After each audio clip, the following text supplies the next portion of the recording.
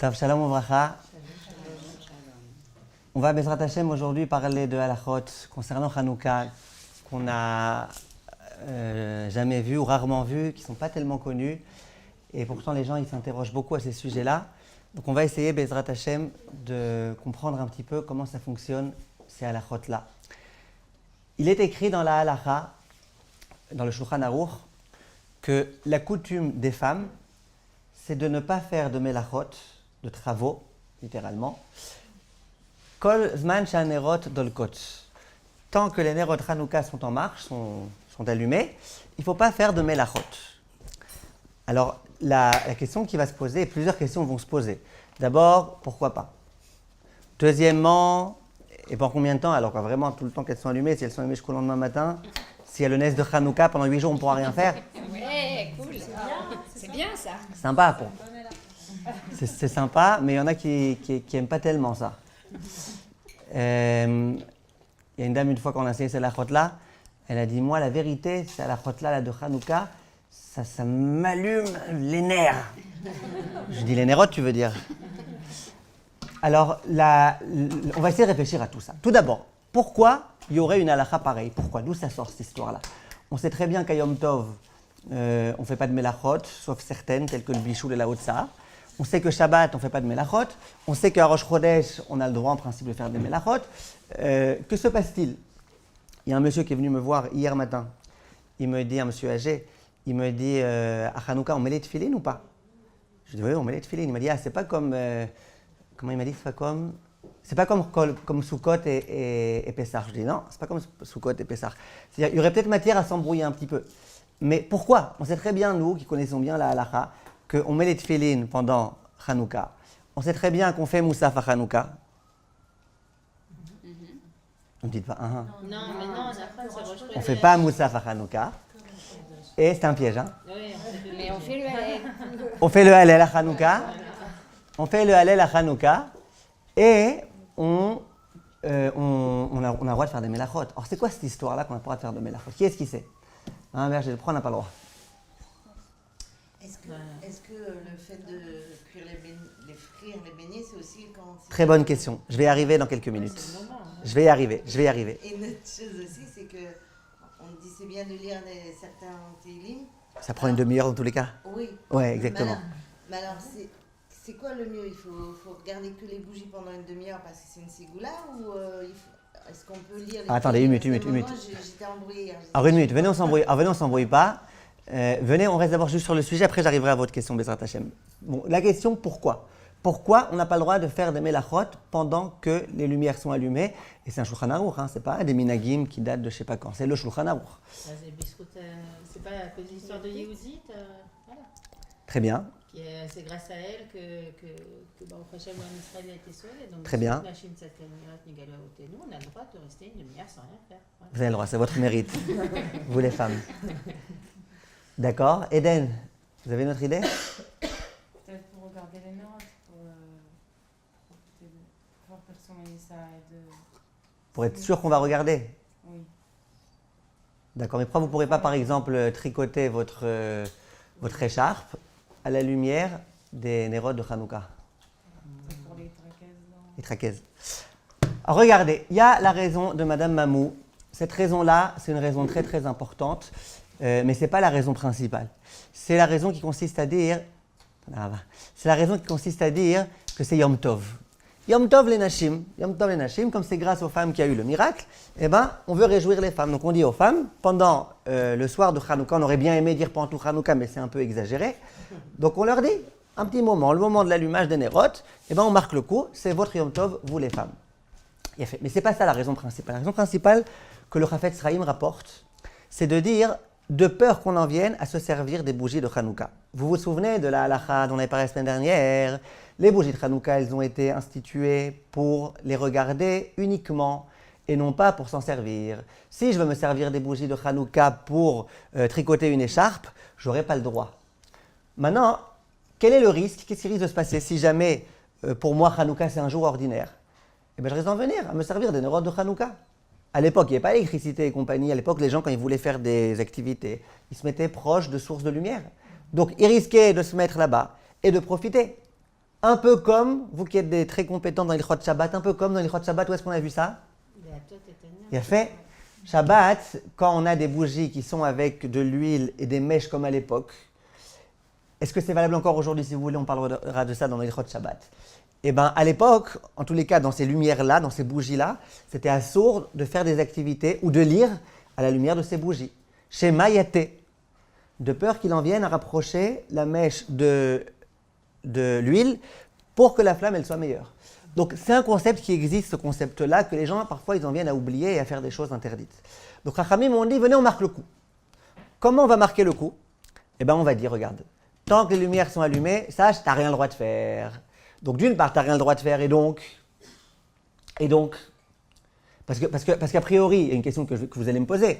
Vous allez me dire, ok, on n'a rien le droit de faire, mais lire quand même, on a le droit. Voilà, vous m'avez dit tout à l'heure, on a le droit quand même au moins de lire les ségoulottes. Et lire, c'est assourd. Lire à la lumière des nérodes de Hanouka. C'est-à-dire, s'il n'y avait pas d'électricité, de se servir des lumières de Hanouka pour lire, c'est assourd. Donc, ça ne marche pas très bien, cette histoire-là, de dire que quand on ne fait pas de mélachot, comme ça, au moins, il n'y a pas de risque qu'on en vienne à se servir. C'est plutôt un inyan de Heker. Heker, c'est quoi Heker? Un moyen de reconnaître. On dit, regarde, quand les nérodes de Hanouka sont allumés, tu n'as rien le droit de faire. Comme ça, au moins, tu te rappelles, tu comprends, tu prends conscience que c'est Hanouka. Et donc, que ces bougies, ce n'est pas des bougies ordinaires, c'est des bougies de Hanouka. Et donc, tu auras le droit de rien faire avec. Tu auras juste le droit de les regarder, de les contempler et compagnie, mais rien d'autre. C'est clair? Mais c'est pas surtout les travaux qui sont durs. Oh, je vais arriver à ça. Parce que l'Isrog, c'est interdit. Je vais arriver à ça aussi. L'Isrog, c'est interdit à Rosh Chodesh. C'est quoi, le quoi? Enfin, comme vous avez dit, tricoter, ça fait partie des mélachotes qu'on ne fait pas à Rosh Chodesh aussi. Rosh Chodesh, si vous voulez. Ouais, si vous voulez, on parlera de Rosh Chodesh. Baruch atah Adonai, Eloheinu melech haolam, shekol niyeh b'doro. Si avec notre tricot, on est bien devant les bougies, on regarde, on prie, on tricote, on n'aurait pas le droit. Alors, regardez, venez, on essaie de répondre à ces questions. Je savais que c'était un sujet qui n'avait pas été beaucoup traité. Très bien. Alors, regardez. Alors, très bien. Alors, regardez. On y va tout de suite, Bezrat Hashem. Écoutez bien, s'il vous plaît. D'abord, j'aimerais vous poser une question. Avant qu'on rentre dans les beignets et dans lire, j'aimerais vous poser une question. Pendant combien de temps cet Vous voulez un stylo? Pendant combien de temps cet interdit est-il valable? Ça veut dire, j'ai allumé mes nérodes Hanouka. Maintenant, toute la soirée, je n'ai pas le droit de faire des mélachot. Combien de temps? Alors, vous dites une demi-heure. D'où vous sortez cette demi-heure? Parce qu'il faut que déjà que les bougies, elles brûlent au moins une demi-heure. Il y a fait. Et alors? Ok, mais moi je ne parle pas de l'ishtamesh. Je parle de faire des mélachot qui n'ont rien à voir avec les bougies. Parce qu'après, La mitzvah, elle est faite, elle est accomplie. Il y a fait. Viennent les poskim, il y a fait, vous fonctionnez vraiment de façon logique. Viennent la plupart des poskim et disent, vu que tout l'interdit d'allumer de faire des mélachot pendant que la bougie est allumée, c'est pas tout à fait comme elle a dit. Enfin, la plupart des poskim ne disent pas comme a dit Mamou, ils disent que c'est à cause du fait que de peur que tu en viennes à faire des mélachot à côté des nérodes de Hanouka. Donc du coup, quand est-ce qu'il y a cet interdit? Tant que je n'ai pas le droit de me servir des nérodes de Hanouka.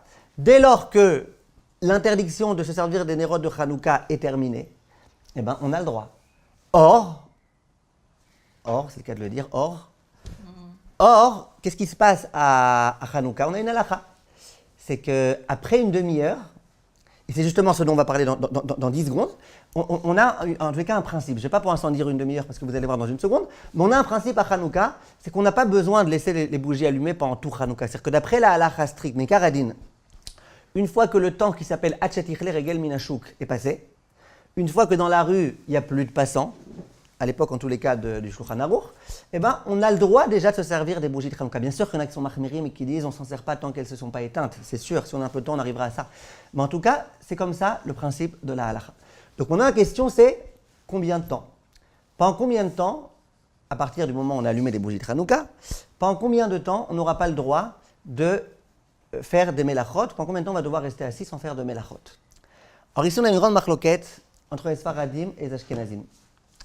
Les Sfaradim ils disent une demi-heure, tandis que les Ashkenazim ils disent 30 minutes.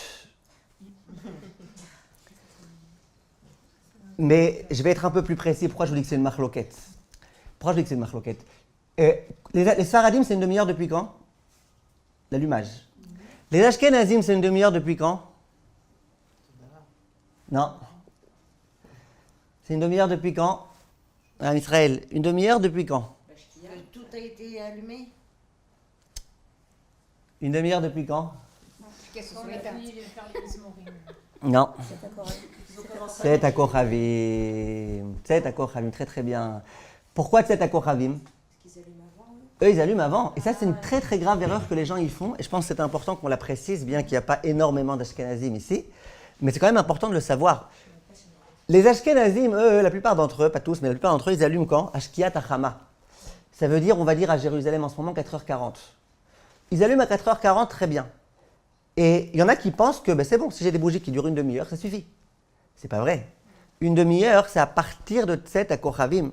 Parce que quand on dit qu'à l'époque de la Gemara, les gens ils rentraient chez eux quand il faisait obscur, ils n'avaient plus rien à faire dehors, donc ils rangeaient leurs tracteurs, ils fermaient leurs magasins et ils rentraient. Je crois que les Sfaradim et les Ashkenazim ils rentraient à la même heure à la maison. C'est pas que les Ashkenazim ils rentraient 20 minutes plus tôt, ils rentraient à la même heure. Donc quand on te parle de ce laps de temps qui est entre le moment où il fait nuit et le moment où les gens ils sont rentrés chez eux, ça équivalait à l'époque à une demi-heure. C'est une demi-heure, que ce soit Sfarad ou Ashkenaz, mais une demi-heure depuis quand? Pas depuis le moment où tu es allumé, depuis le moment où il fait nuit. Donc les Ashkenazim qui allument 20 minutes avant. Pourquoi ils allument 20 minutes avant? Ah, parce que c'est comme ça qu'ils ont étudié toute une sugia dans c'est quoi Michet Ershach, toute une marloquette, comment comprendre les propos de la Gemara à partir de quelle heure il faut allumer. Il y en a qui disent que le Zman c'est HaKochavim, il y en a qui disent que le Zman c'est Shkiat Hachama. Maintenant, étant donné que les Ashkenazim ils font comme ça, donc combien il faut eux? 50 minutes. Donc les Sfaradim, pendant une demi-heure, ils doivent faire de Melacha. Les Ashkenazim, ils ont 50 minutes pour chanter. Ils ont besoin de plus de lumière. D'accord? Qui a dit Chlet? Personne. Là, une fois, quelqu'un est venu me voir, il m'a dit, moi, chez moi, je me rappelle l'allumage, cette fameuse demi-heure, là, il ne savait pas que lui, comme il était Ashkenaz, c'est 50 minutes, mais c'est pas grave. Il m'a dit, cette fameuse demi-heure, c'était la rasra. J'ai dit, qu'est-ce qui se passe? On dit, c'est très simple. Ma mère, elle est marocaine. Mon père, il est Ashkenaz. Je dis, alors? Il me dit, mais ma mère, c'est pas qu'une marocaine.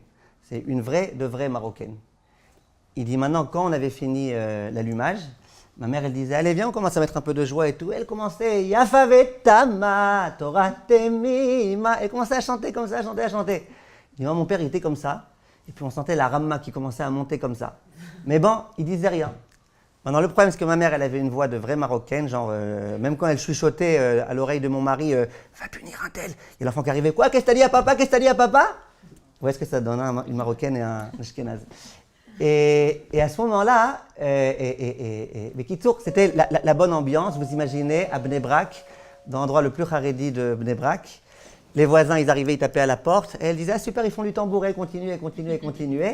Bref, c'était la très très bonne atmosphère. Quand elle avait fini de chanter, c'était le père qui se mettait à chanter. Alors lui disait, bon, maintenant on va chanter des gens qui sont vraiment réjouissants. Dans les plaines du Negev, scintille la rosée. Et puis il chantait, jusqu'à ce qu'on soit tous en train de pleurer. Voilà, donc ça, c'était, c'est pas toujours comme ça chez les Ashkenazim, mais il faut savoir que c'est un moment dans lequel on peut chanter, on peut danser, on peut remercier Akadosh Baruch Hu. Maintenant, j'en arrive à une question. Oh, comment ça va? Ça fait longtemps. Ouais, ça fait un petit moment. Baruch Hashem. Alors, on va continuer, Bezrat Hashem, tout de suite maintenant avec une autre question. Donc, on a compris, pendant 50 minutes pour les Ashkenazim, s'ils ont allumé à la Shkia, 30 minutes pour les Sfaradim, on n'a pas le droit de faire de Melachot. Maintenant, je pose une question très simple. C'est quoi ces Melachot?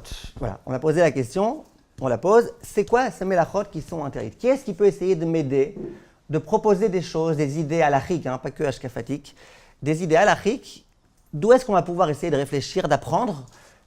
Qu'est-ce qui sera peut-être au moins autorisé? Venez, on ne commence pas par ce qui est interdit, venez, on commence par ce qui est autorisé. Qui est-ce qui pourrait me trouver des raisons d'autoriser certaines choses? Chavod Eden. Celle qui ne demande pas d'effort, non? Ah, pardon. Pourquoi?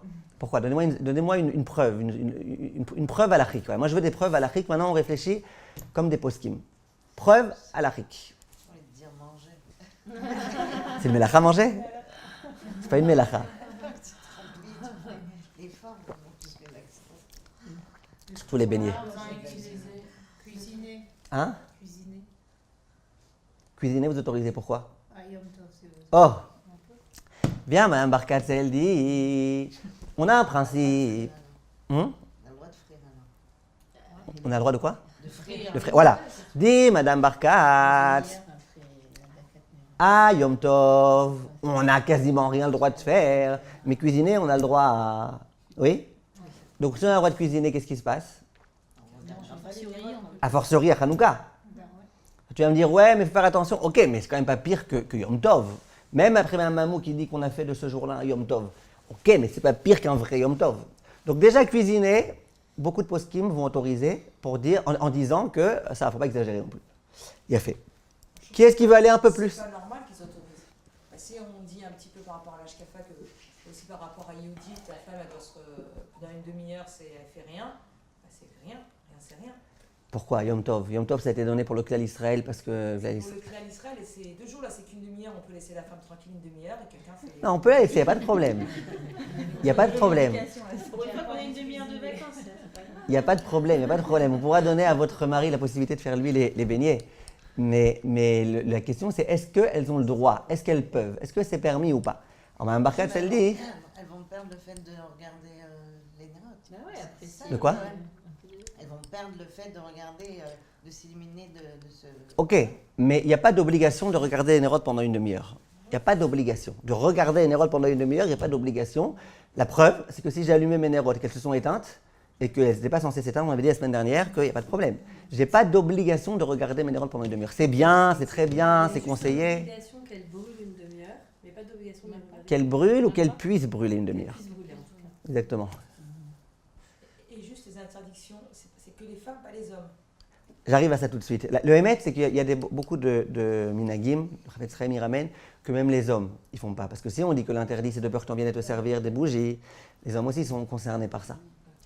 Il a fait. Alors, Bechavod, qui est-ce qui veut aller un peu plus loin que Madame Barkat? Quand je dis plus loin, ça veut dire autoriser un peu plus que Madame Barkat. Madame Barkat, c'est pour l'instant, elle nous a autorisé les beignets, ou la cuisson, ou la cuisine, ou ces choses-là. Madame Susanna, est-ce que vous pouvez m'autoriser quelque chose de plus? Je n'autorise rien à Hanouka, on reste tous. J'attache mes enfants, mon mari sur les chaises et je leur dis vous regardez le Nérot et vous priez. Une demi-heure, c'est pas grand-chose, vous restez là s'il vous plaît. Soyez gentils. Soyez gentils, ne bougez pas pendant une demi-heure. Voilà. Là, c'est l'Ashkenaz qui est marié avec un Marocain. Je n'autorise rien. Je suis désolée, je suis très marmira sur Hanouka. Il a fait. Mais qu'est-ce qu'on peut autoriser maintenant? Je vous parle de halacha. Mais sur quelle base on réfléchit? Sur le fait que l'Olish Tamesh Bahem et sur le fait que c'est Keilou Yom Tov? Ouais, c'est les bases qu'on a. C'est les bases qu'on a. Il y a tout ce qui est Minarabanan, Hein? tout ce qui est Minarabanan, on a Non, non, mais vous avez bien commencé avec votre histoire de Yom Tov. Continuez un peu dans cette même lancée. On pourrait autoriser de lire. Chol Nefesh, c'est ça, c'est Yom Tov. Alors, le même truc qu'on a dans Chol Hamoed. Chol Hamoed, il a fait. Voilà, heureusement qu'elles sont là, les deux barkats, parce qu'elles se complètent. Les poskim, ils viennent et ils disent, franchement, c'est quoi le plus machmir? C'est Chol Hamoed ou c'est Hanouka? C'est Chol Hamoed. Et pourtant, Chol Hamoed, il y a quand même pas mal de melachot qu'on a autorisé. On a autorisé ce qu'il est de Sorech Hamoed, on a autorisé bien évidemment de cuire, on a autorisé plein de choses. Pas tout, il y a des choses qui sont interdites de Mideoraita à Chol Hamoed, mais il y a beaucoup de choses qui sont permises.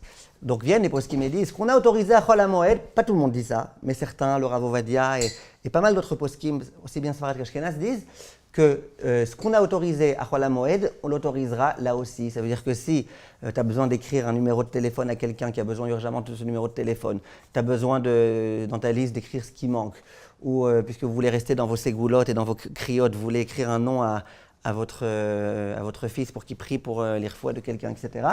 Eh bien, à Chol Hamoed, tu aurais le droit de le faire. Tu n'es pas une calligraphe, tu n'as pas une écriture de Maaseh Ouman, tu aurais pu le faire. Donc là aussi, tu auras le droit de le faire.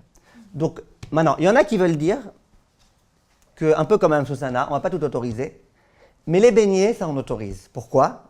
Parce que c'est vraiment les tsorech arshav, c'est vraiment pour maintenant. Ça veut dire que tu vas cuire les beignets pour maintenant pouvoir manger les beignets, pour regarder les nérotes en t'endormant pas. Il y a des gens, quand ils ne mangent pas, ils s'endorment tout de suite, donc les hommes surtout. Donc ils peuvent manger en même temps. Et donc ça, disons que la plupart des poskim, ils disent que préparer les beignets, frire les beignets par exemple, pendant cette demi-heure-là, c'est autorisé. Et comme ça, notre chère Marocaine, elle peut aller à la cuisine, s'enfermer dans la cuisine et faire Yafavetama, Doratemima. D'accord? Ça, c'est le principe de l'allumage des nérotes. Maintenant, je vous pose une question. Une question très intéressante. Imaginez, Madame Bismuth, que vous n'êtes pas là à la maison à l'heure de l'allumage. Et votre mari, lui, il dit, bon, écoute, excuse-moi de te demander pardon, j'espère que ça ne te vexe pas. Je vais allumer les nérotes. Et vous dites, bien sûr, on a appris dans les halachot qu'il vaut mieux que tu allumes toi, bien que moi je ne suis pas là, et compagnie. Donc lui, il allume à 5 heures pile, comme un Tunisien. 5h55. Voilà, donc c'est pour ça que j'ai pas dit comme un yéké. Il allume à 5 heures, les yékés aiment 4h40, il allume à 5 heures pile.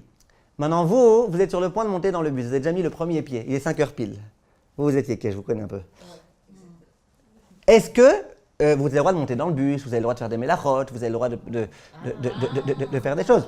À ce moment-là précis où vous allumez, votre mari il allume et donc il vous acquitte, et donc c'est un peu comme si vous aviez allumé. Et bien votre mari il allume la Hanouka. Vous avez le droit de faire des mélachot pendant une demi-heure ou pas? Bah oui. Ou 50 minutes si c'est... Bah Hein? oui, mais on n'est pas au même endroit. Quoi. Et alors? Il y a un honnête comme ça chez qui n'a pas dit. Comme on a peur de faire. Sans honnête, ça veut dire tous les jours elle est à 5 heures pile, elle n'est pas là. Et son mari il allume, ou vice-versa. En fait, on n'a pas le droit de faire des ménachot parce qu'on a peur d'en venir à profiter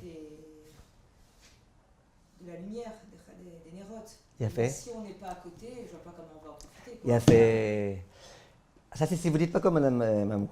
Mais est-ce que l'homme, il peut Si tu dis que c'est un Yom Tov, hein? Si l'homme, il a la kavana d'acquitter sa femme, à ce moment-là, elle a la kavana d'être là, sur place. Pour, elle n'est pas là, elle. Il y a pas de... Si elle peut être là, c'est bien, mais elle n'est pas là, elle. Là, je parle d'un cas où elle n'est pas là.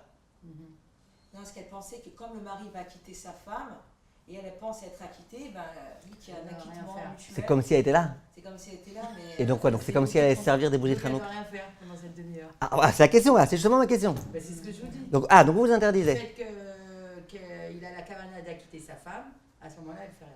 Bon, c'est on va dire que je dis ça. Oh, c'est très bien ce que vous dites, c'est très bien, mais c'est pas ce qu'elle dit Mme Bismuth. Alors regardez, on va essayer tout de suite d'expliquer. D'abord, sachez que ce que vous dites, il y en a qui le disent, ça fait une demi-heure que j'essaie de me rappeler de votre nom, je sais quand vous allez me le dire, je vais m'en rappeler. Smadja, c'est ça. Elle va bien, Levana? Ça va, vous crachez. Mais c'est marié grâce à Dieu. Zalta. Elle a une fille, vous crachez? Ouais. Fait. Alors, Mme Smadja, elle dit quelque chose de très intéressant. Elle dit, elle rejoint un peu Mme Mamou. Elle dit, étant donné que le Inyan de cette demi-heure, c'est parce que c'est Yom Tov, c'est le Yom Tov des femmes, donc au moment où le mari allume, puisque ça quitte aussi la femme, elle est dans sa demi-heure de Yom Tov. Donc laisse-la tranquille. Donc ne monte pas dans le bus. Attends sous la pluie. Et c'est vous qui vouliez, hein. C'est vous qui vouliez qu'on vous laisse tranquille. Alors, sous la pluie, votre mari non plus ne peut pas prendre la voiture pour vous amener parce que vous l'avez demandé. D'accord? Donc ça, c'est le principe de Madame Smadja. Il y en a qui disent comme vous. Raphaël Kaimski, si je me souviens bien, il va dans votre sens. Mais il y en a qui disent pas comme ça. Ils disent comme Madame Bismuth.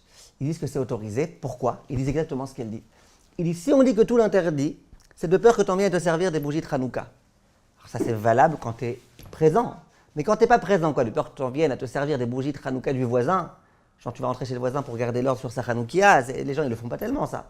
Donc là, il n'y a pas d'angoisse. Et d'ailleurs, l'un des Sfarim, il ramène un diouk, une déduction des propos du Mishnah Brura. Le Mishnah Brura, il dit, les femmes, elles ont l'habitude pendant une demi-heure de ne pas faire. Il écrit après Bébeto, à la maison. Il y en a qui disent, pourquoi il y a besoin de dire à la maison? Il dit, ne fais pas de melachot, puis voilà. Il dit, non, quand tu es à la maison, ça veut dire là où tu as allumé ta Hanoukia, c'est là qu'il y a l'interdit. Mais sinon, non. Donc sachez qu'il y a de quoi être Mekel, on a le droit d'être Mekel dans ce cas-là. Et pour reprendre le cas de la voiture, vous êtes sous la pluie, à Chol HaMoed, on a le droit de prendre la voiture pour le Tzorech HaMoed? Oui. Donc là aussi, le mari il aura le droit de prendre la voiture pour aller chercher son épouse, ou vice-versa. Et il n'y a pas de problème. Maintenant, qu'est-ce que je voulais juste vous dire? Est-ce qu'on a fini avec ce sujet-là? Il y a encore des questions? Alors, une femme qui aime, ça la détend de tricoter. Ouais. Elle se pourrait tricoter devant, en regardant. Mais ça, c'est une vraie mélachot. Alors voilà, tricoter, c'est bidiouk l'exemple même des vrais mélachot. Ça veut dire, il y a des poskim qui ont voulu dire, allez mettre une machine à laver aujourd'hui, ou c'est que appuyer sur un bouton. Mais à l'époque où c'était les grandes mélachot, c'est tricoter, ou c'est faire de la lessive, à l'époque c'était des grandes mélachot. Donc ça, il faut vraiment essayer d'éviter. Mais maintenant, oui, pour répondre à votre question, ce qui est sûr, c'est que si on fait vraiment la ségoula, de dire le mizmor Yoshev Eseter Elion, et de le dire 7 fois comme le Ben Israël recommande. Et c'est la grande ségoula de Hanouka, c'est de dire Vinoam Hashem Elokeinu Aleinu Maasenu Kohen Aleinu Maasenu Kohen avec le Yoshev Eseter Elyon. J'ai déjà fait un cours de Hashkafa où j'ai expliqué pourquoi ce soir en Zoom, Bezrat Hashem, on donnera un cours sur ça pour expliquer c'est quoi, quel rapport, pourquoi, en quoi elle fonctionne cette ségoula. Il y a écrit par exemple je vous donne un avant-goût, il y a écrit que les Hashmonaïm quand ils ont fait la guerre, c'était quoi leur arme? Ils étaient impuissants, ils étaient nuls, ils étaient pas forts. Ils avaient des armées tellement puissantes face à eux. C'était quoi leur arme? Eh ben, leur arme, c'était qu'ils disaient en boucle Yoshev Eseter Elyon, Stel Selaït Lonan. Ce Teilim là qu'on répète tous les soirs. Le 91 alors. Hein? Ouais, exactement. Pourquoi on dit la dernière phrase du 90? Très bien, ben vous allez comprendre. Si vous venez au cours ce soir, vous allez comprendre. C'est pour arriver à la Gematria à 9h du soir. C'est pour arriver à la Gematria. Vous allez voir, en tous les cas, peu importe. Sinon, on l'enverra Bezrat Hashem si ceux qui veulent voir. Mais ce que je veux vous dire, c'est que le principe de Yoshev Eseter Elyon, c'est une très grande ségoula. Si vous prenez le temps de le dire 7 fois, tranquillement, en comprenant ce que vous dites, et que vous n'avez pas encore fait le Ulpan, ça prend plus qu'une demi-heure. Si vous avez déjà fait le Ulpan, ça prend quand même une demi-heure. Nous, chez nous, à la maison, tant qu'on fasse tout ça avec le Maos et compagnie, ça prend une demi-heure. Maintenant, voilà. Donc ça, c'était le point qui était important et intéressant de savoir qu'on n'a pas le droit de faire quoi que ce soit, comme melachot, à part les melachot autorisées, pendant l'allumage de la Hanoukia. D'accord? C'est clair? Et moi je l'ai lu hier, mais bien après l'allumage de la Hanoukia. Parce que c'est un problème, on dit de lire des Tehillim la nuit. C'est pas top, alors est-ce que j'aurais... Ça, j'en ai parlé dans le livre sur le coucher et le lever. Ouais. Donc si je résume ce soir le Zoom, à la fin du cours le coucher et le lever. Ouais, là-bas j'en parle. Je parle exactement de quoi. Vous allez voir quand vous lirez le livre, si vous lisez, que c'est pas si vrai que ça, que la nuit on pourra faire des Tehillim. Il y a plein de cas où on autorise, plein de... Dans les cas d'urgence. Les urgences. Pas que les urgences, vous allez voir là-bas, il y a des soirs dans lesquels on peut... Vous pouvez redire par rapport au Télim, vous pouvez redire? Que quoi? Donc on peut lire, c'est ça? Bien sûr, ouais, bien sûr. Ça, c'est la ségoula à faire, tout le monde l'a fait, il n'y a aucun problème. De la même façon que le soir de Kippour, de la même façon que la nuit de Kippour, on fait les 4 premiers Tehillim de Tehillim alors que c'est la nuit, et de la même façon que voilà. C'est clair? J'explique tout là-bas, je ramène ces preuves-là. Maintenant, on continue. Vous avez des questions sur Hanouka? Oui, il y a plein de ségoulottes qui sont dites. On n'a pas forcément les sources. Est-ce qu'on peut s'appuyer dessus? Ils disent que le premier jour, c'est... faut éviter d'être seul, faut être avec du monde. Le deuxième jour, c'est bien de prier pour le zivouk des enfants. Troisième jour, enfin, voilà. Regardez, il y a des ségoulottes où vous n'avez rien à perdre. Ça veut dire de prier pour le zivouk des enfants. Moi, je vous aurais dit tous les jours prier. Hanouka, c'est un jour très bien. Maintenant, l'histoire de ne pas être tout seul, je ne sais pas. Il faut vérifier c'est quoi les sources. Les ségoulottes, il faut que vous sachiez. Les ségoulottes, ça peut être très très bien, comme ça peut être complètement ridicule. Ça veut dire quoi? Le Pélé Yoetz, il dit que si quelqu'un ne fait pas les ségoulottes qui sont écrites dans les Chachamim, et qui dit ouais non moi je fais pas, moi vous savez souvent les Français ils sont comme ça, genre surtout en France, terre à terre et tout, non on n'y croit pas quoi, parce que tu vas faire ça, tu vas avoir ça, ils n'y croient pas. Le Pélé Yoetz il dit attention, la Gemara elle te dit tu veux avoir telle et telle chose, il y a telle ségoula. Donc toi tu crois pas ce que la Gemara elle dit et tu crois que sans faire ça tu vas avoir la réussite. Hachem il veut te donner, mais il te donne des instruments.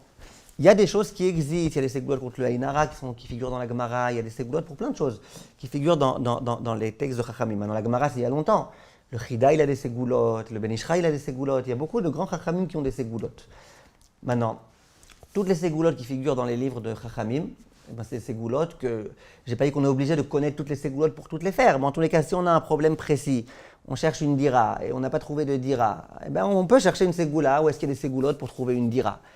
La plupart des ségoulottes, au passage, c'est des tfilotes. Donc, bien sûr que c'est des ségoulas qui marchent. Mais en tout cas, il y a des ségoulottes. Maintenant, il y a des ségoulottes, c'est des inventions. Des inventions qui sortent de n'importe où. Et c'est pas que c'est si grave que ça. Parce que si la ségoula, c'était de faire un interdit, bien sûr que ça serait grave. Mais en général, elles ne sont pas interdites, les ségoulottes. Mais c'est des inventions. Et le problème, c'est qu'on commence à croire en d'autres choses qu'en la Torah. Parce que si une ségoula, elle n'est pas de chachamim, alors souvent, c'est de la... superstition. Par exemple, cette histoire de la 9e minute, du 9e mois, du 9e... Ça existe, ça existe. Ouais, ça existe. Ça existe. Tov, on continue, vous avez des questions ou on continue? Tov, alors pas de questions. Est-ce que c'est les hommes aussi Qui quoi? qui font pas la mélacha? Oui, les hommes aussi, ils ont la coutume de... Le Shulchan Aruch, il parle des femmes, mais la coutume, c'est que les hommes aussi ne fassent pas.